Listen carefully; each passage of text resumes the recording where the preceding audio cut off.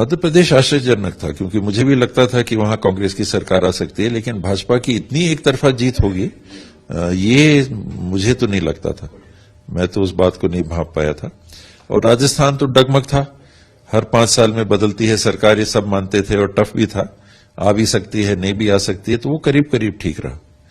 तेलंगाना जरूर कांग्रेस के पक्ष में गया, तो वो संतोष का विषय है, वरना छत्तीसगढ़ में जरूर सरकार बनने की पूरी बात थी, संभावना ही नहीं थी, सब मान के चल रहे थे, तो नुकसान हुआ है छत्तीसगढ़ का।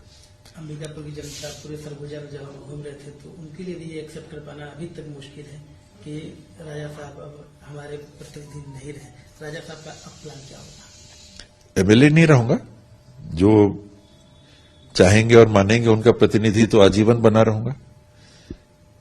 चुनाव के जरिए नहीं बन पाया, बाकी जिस चीज के लिए जब वो जैसा चाहेंगे मैं उपलब्ध रहूंगा। करना पड़ेगा, पार्टी को भी चिंतन करना पड़ेगा कि सारे मीडिया के जितने सर्वे गिनती के पहले सामने आए वो कांग्रेस की सरकार बनाने के लिए दर्शा रहे थे, तो सारे मीडिया के सर्वे भी फेल हो गए, तो हम लोग भी नहीं भांप पाए। ऐसा लग रहा था, मुझे भी सही में लग रहा था कि कांग्रेस की सरकार तो जरूर बनेगी।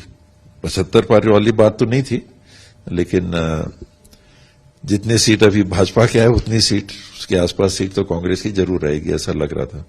तो अब चिंतन करना पड़ेगा कि काम भी किया तो तभी तो कुछ वोट मिले, और क्या क्या नहीं किया जिस कारण से वोट कट गए, उस पर भी ध्यान देना पड़ेगा कि आगे मौका मिले तो वैसी गलतियां ना हो।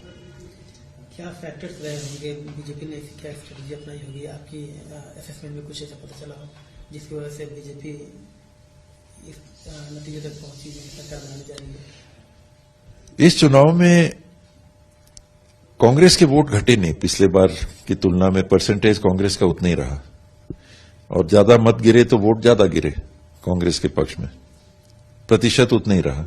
लेकिन बीजेपी का प्रतिशत करीब 14% बढ़ गया, तो यह अप्रत्याशित हुआ कि कांग्रेस की स्थिति यथास्थिति बनी रही, लेकिन भाजपा जो 32% पे थी वो 46% पे आ गई।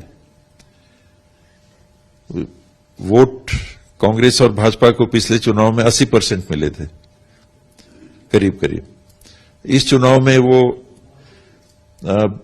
90% चले गए, तो 10% एक्स्ट्रा जो वोट गिरा है वो लग रहा है कि वो भाजपा के पक्ष में चला गया।